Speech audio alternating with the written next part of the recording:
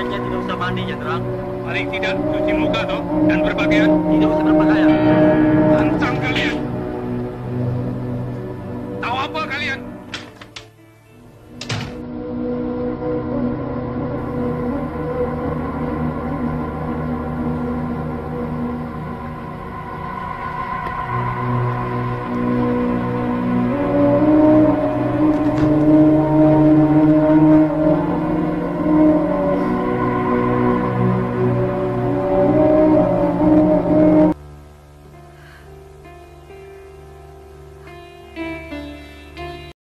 Dari belakang. Kami semua anak-anak itu 8 anak itu dari belakang. 2 yang di belakang itu pintu kamar mereka dipegang oleh anggota Cakrabiara supaya tidak bisa keluar. Begitu kami sampai di pintu belakang, salah satu seorang Cakrabiara sudah siap dengan senjatanya dan meminta kami untuk tidak keluar, karena kalau yang keluar kami tembak. Itu memang begitu, Mbak. Ada yang tidak terfilmkan lah gitu.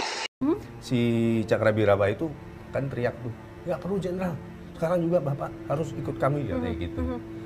Begitu Bapak dengar itu, Bapak langsung marah, ya kan, dia bilang, kamu prajurit tahu apa? Langsung dipukul yang satu, jatuh ke sini kejembab gitu loh. Oh, oke. Ini nggak ada dulu nih, Mbak. Iya, iya. Nggak ada besi. Satu jatuh, yang dua? Yang dua terus si siapa namanya? Iya dia, nggak salah. Itu langsung standing nembak dari belakang. Yang kumis tadi itu? Oh. Jadi begitu Bapak nutup pintu, kan tutup pintu begini, begitu tuh.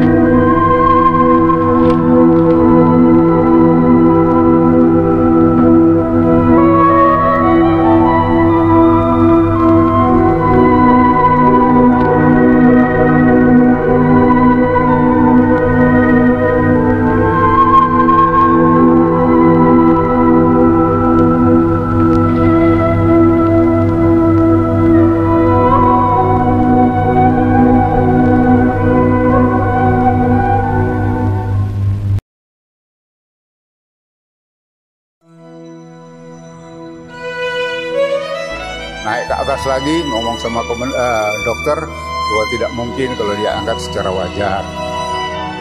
Terus piye, gimana? Ya diikat. Ya boleh diikat, tapi jangan diikat ke lehernya katanya. Nah, siapa yang bisa tahu turun hanya ngerabah gitu diikat, ya nggak tahu tuh leher atau apa kan, pokoknya terikat kan itu kan ceritanya. Jadi kejadian-kejadian itu begitu. Ya setelah itu pelaksanaan ya memang demikian. Jadi turun, diikat, baru naik yang ikat, baru ditarik. Ya juga perlu diketahui bahwa ada juga dari Angkatan Darat, dari RPKAD, namanya Anang, prajurit kepala, itu juga yang mengangkat jenazah, yang melaksanakan jenazah. Di satu demi satu diangkat. Terus yang perlu diketahui, pada saat Jenderal Utoyo dan Pak Yani rupanya terikat jadi satu, dan tali ini kan sudah dipakai beberapa kali, jadi mungkin sudah rantas, sudah mau dekat mulut sumur, itu putus, jadi jatuh lagi ya, jatuh di konon dalamnya katanya 12 meter. Nah, terus akhirnya masuk lagi ngikat, tarik. Yang saya ya bukan berkesan kayak apa ya, cuma bahasanya mesane ya, melihat Jenderal Yani itu karena jenazah-jenazah yang lain kalau diangkat taruh di tanah langsung pegang. Tapi beliaunya begitu diangkat taruh tanah langsung terlempar kepalanya. Wah, gitu. Saya langsung jongkok lihat seperti ada tersayat, ya, tapi tidak putus. Jenazah Lejen Ahmad Yani diidentifikasi oleh Ajudan Menpangkat Mayor CPM Sudarto dan dokter pribadinya Kolonel CBM Abdullah Hasan. Tim dokter menemukan 8 luka tembakan dari arah depan dan 2 tembakan dari arah belakang. Sementara di bagian perut terdapat 2 buah luka tembak yang tembus dan sebuah luka tembak yang tembus di bagian punggung. 2. Mayor Jenderal TNI Raden Suprapto, Deputi 2 Menteri atau Panglima Angkatan Darat bidang administrasi. Jenazah Maijen R. Suprapto diidentifikasi oleh dokter gigi RSPAD Ko Wetian dari susunan gigi gerigi sang jenderal. Pada jenazah R. Suprapto ditemukan 3 luka tembak masuk di bagian depan, 8 luka tembak masuk di bagian belakang, 3 luka tembak keluar di bagian depan, 2 luka tembak keluar di bagian belakang, 3 luka tusuk, luka-luka dan patah tulang karena kekerasan tumpul di bagian kepala dan muka. 3. Mayor Jenderal TNI Mas Tirto Darmo Haryono, Deputi 3 Menteri atau Panglima Angkatan Darat bidang perencanaan dan pembinaan. Jenazah Maijen MT Haryono diidentifikasi oleh saudara kandungnya MT Mulyono, pegawai perusahaan negara Gaya Motor. Salah satu tanda pengenal jenazah ini adalah cincin kawin bertuliskan Mariatna, nama sang istri. Cincin kawin bertuliskan SPM juga menjadi salah satu penanda jenazah Maijen S. Parman. Selain kartu tanda anggota Angkatan Darat dan surat izin mengemudi serta foto di dalam dompetnya. Di bagian perut Maijen MT Haryono ditemukan sebuah luka tusuk benda tajam yang menembus sampai ke rongga perut. Luka tusuk benda tajam juga ditemukan di punggung, namun tidak menembus rongga dada. Dan di tangan kiri dan pergelangan tangan kanan terdapat luka karena kekerasan tumpul yang berat. 4. Brigadir Jenderal TNI Sutoyo Siswomi Harjo, Inspektur Kehakiman atau Auditor Jenderal Angkatan Darat. Mayat berikutnya adalah Brigjen Sutoyo Siswomi Harjo, yang diidentifikasi oleh adiknya, Dr. Hewan Sutopo. Jenazah Brigjen Sutoyo dikenali dari kaki kanannya yang tidak beribu jari. Anu ngabunuh jenderal teh tentara atau PKI?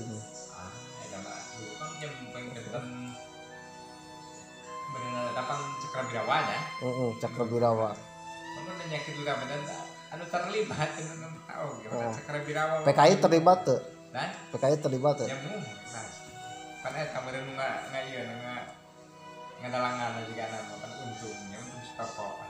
Untung teh dulu nate ikut didikan alimin.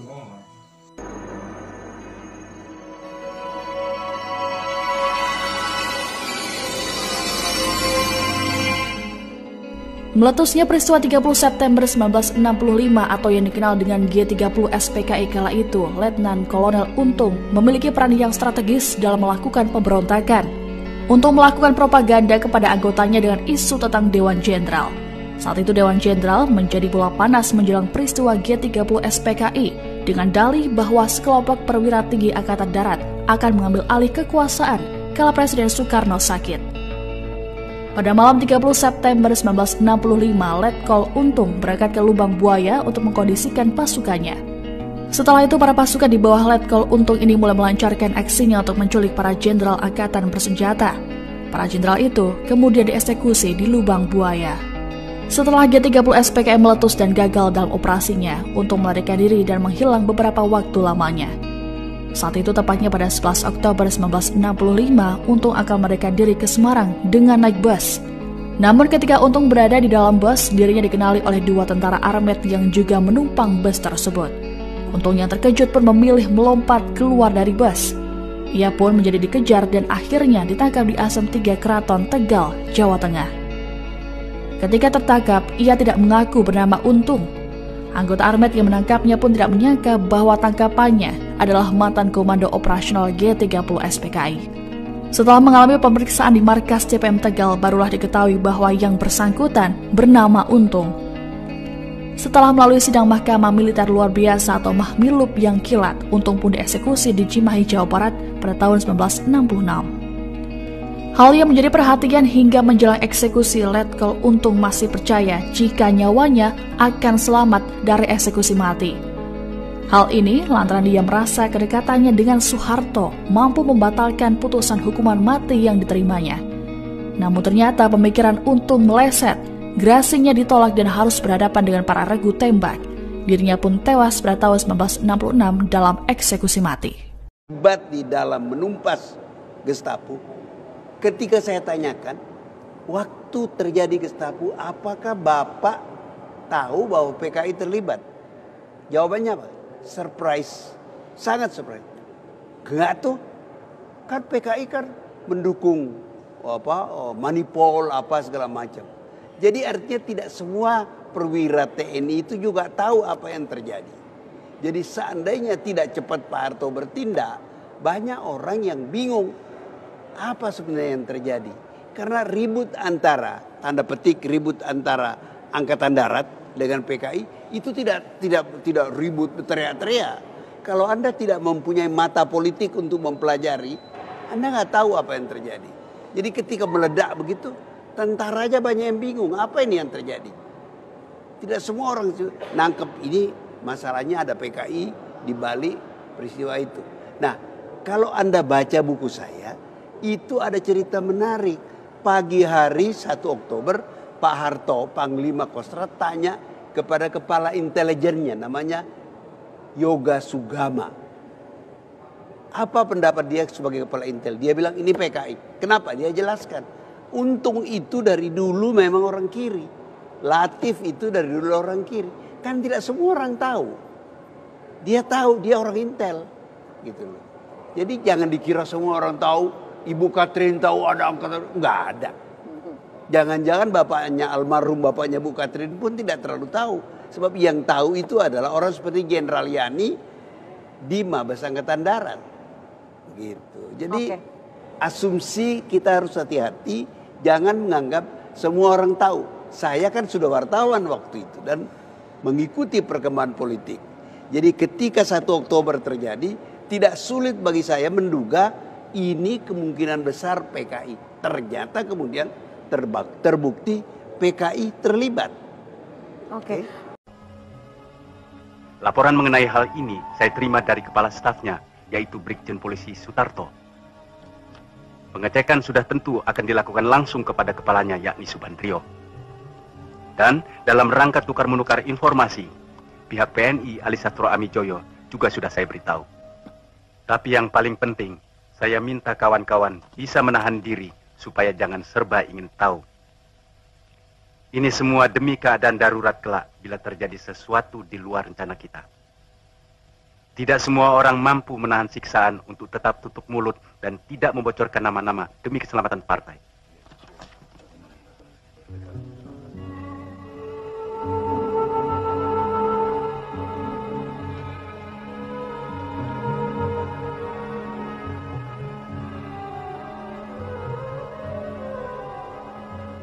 Karena itu saya tidak berani menyebutkan nama-nama perwira yang berpikiran maju atau penjelasan detail lainnya sehubungan dengan pertanyaan yang terakhir. Secara umum saya berani menyatakan bahwa pengaruh partai di kalangan angkatan bersenjata umumnya dicerminkan oleh kekuatan partai di daerah itu. Jadi pengaruh kita di Jawa adalah baik. kecuali di daerah Jakarta Raya, dan yang terbaik adalah di Jawa Tengah. Kecuali itu, ada faktor yang menguntungkan kita.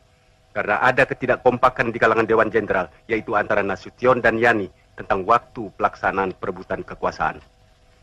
Sementara Alri dan Akri dapat kita netralisir, karena kedua angkatan ini sedang sibuk dengan urusan inter mereka sendiri. Sementara Auri akan membantu memberikan fasilitas. Maaf, interupsi. Apakah ketua berpendapat suatu aksi akan dapat sukses kalau aksi itu hanya dilakukan di Jawa saja? Terima kasih. Menurut pendapat saya, kunci kemenangan adalah Jawa. Siapa bisa menguasai Jawa, itulah yang menang. Lihatlah PRRI Permesta yang praktis telah menguasai beberapa pulau di luar Jawa. Karena Jawa tidak mereka tarik, maka akhirnya mereka gagal. Jadi Jawa adalah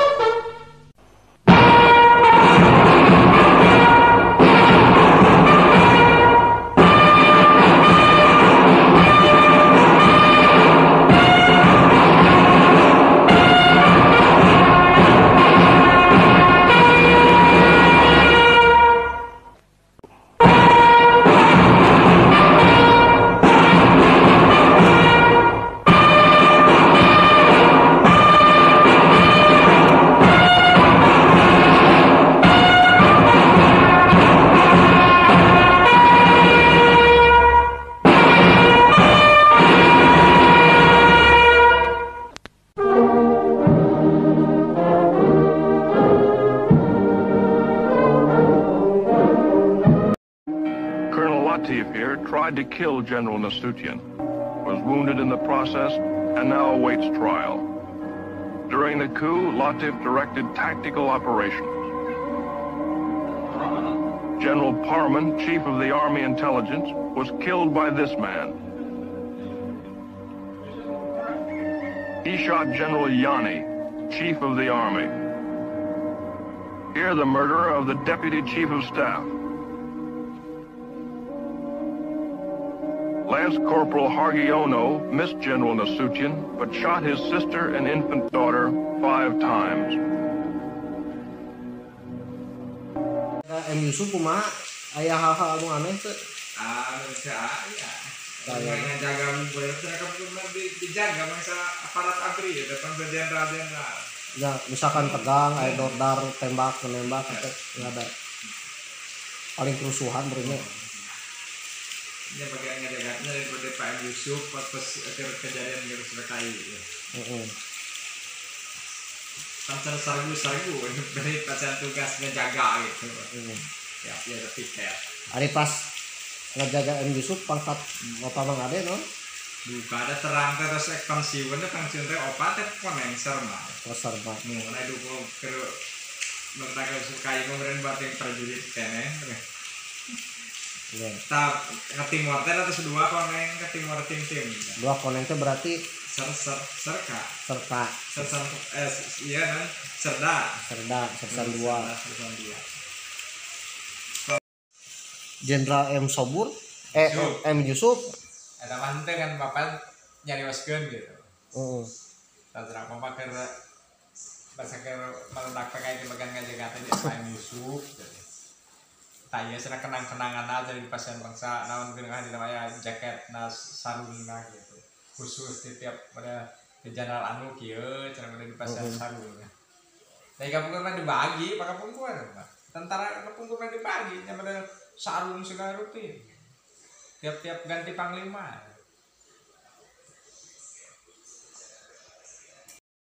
Ya Mang Ade sana. Ternyata jenderal yang terbunuh 7 jenderal yang terbunuh itu diantaranya banyak petinggi-petinggi Siliwangi yang diincar PKI itu ternyata diincar PKI itu adalah tentara-tentara pemimpin Siliwangi. Contoh Abdul Haris Nasution, terus Ahmad Yani, Suprapto, terus MT Haryono, ya. Itu ada penelitiannya selama ada. Nah udah sudah malah iya ya cek dam. Eta depan ka gunung ngaresmikeun teh Pak iya pecepah dia nih. Cek dam anu di Budi Asih. Eta teh kepungkur ke anu ngaresmikeun menuju Panglima Abri. Panglima Abri. Ya, jadi aya penelitian menurut Salim Said ternyata yang diincar oleh PKI itu adalah petinggi-petinggi Siliwangi yang pernah memberantas PKI Madiun. Itu senama ade. Ya, ini menurut Profesor Salim Said. Ada dari channel YouTube lah kalian itu lihat.